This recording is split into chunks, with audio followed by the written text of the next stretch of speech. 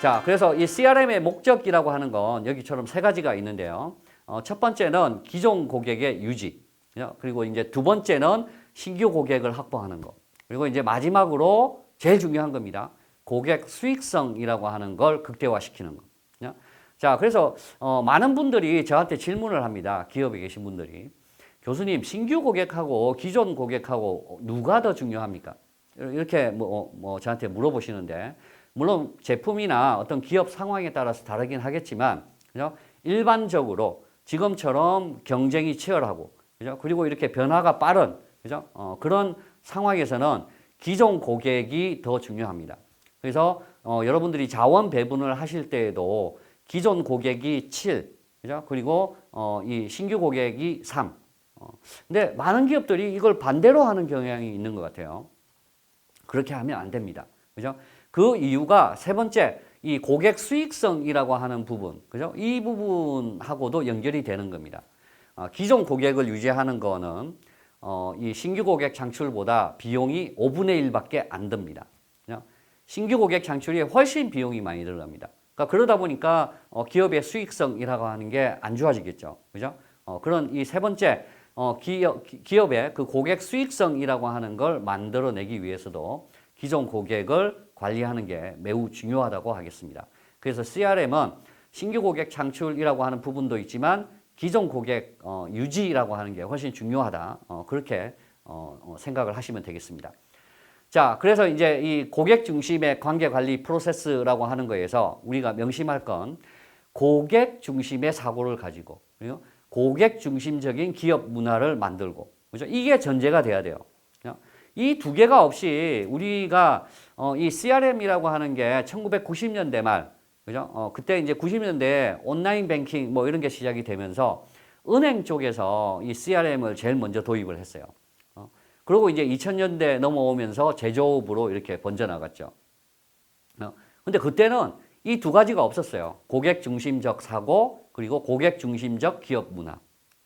이 두 가지가 없었기 때문에 그 당시에, 그러니까 우리가 이 첫 번째 제너레이션이라고 하죠. 그러니까 첫 번째 이 CRM 세대라고 하는 건 실패를 하고 맙니다. 자, 그러다가 이제 이런 게 훨씬 중요하구나. 그래서 2000년대 넘어서, 그죠? 2010년이 넘어서 다시 이제 이 CRM의 2세대라고 하는 게 이제 도입이 되면서 이 기업 중심이라고 하는 거에서 고객 중심으로, 그죠? 그래서 그런 이 기업 문화가 창출이 되면서 CRM이라고 하는 게 제대로 이제 시작되는 그런 게 이제 발생을 하게 됩니다. 자, 그래서 이게 이제 고객 중심적 관리 프로세스예요. 그래서 첫 번째는 학습이고, 그죠? 이걸 통해서 실행을 하는 거죠. 그죠? 그래서 고객 데이터라고 하는 걸 모집을 하고 분석을 하고, 그죠? 그리고 이제 이걸 가지고 거기에서 우리가 어떤 걸 활용할 수 있느냐라고 하는 지식을 발견하고, 그러니까 인사이트를 만들어내는 걸 의미하는 겁니다. 그죠?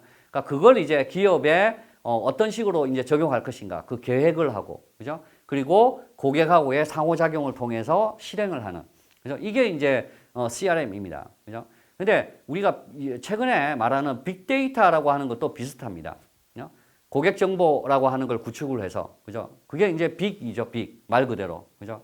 큰 데이터라고 하는 걸 만들어내고, 그걸 분석을 하고, 거기에 인사이트라고 하는 걸 찾아내고, 그걸 가지고 이제 마케팅 전략, 그리고 기업의 의사결정이라고 하는 거에 이제 도움을 주고, 그리고 이제 마지막으로 소비자하고의 상호작용이라고 하는 걸 통해서 실행을 하는 거죠.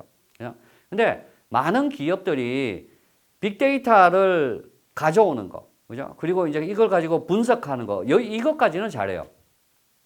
더 중요한 건 여기에서 인사이트를 뽑아내는 겁니다.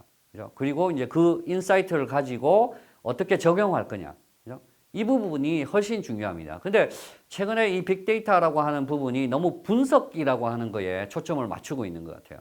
이 분석을 한 다음에 어떻게 적용을 할 것인가, 그죠? 거기에서 어떤 인사이트를 뽑아낼 것인가, 이게 더 중요한 부분입니다.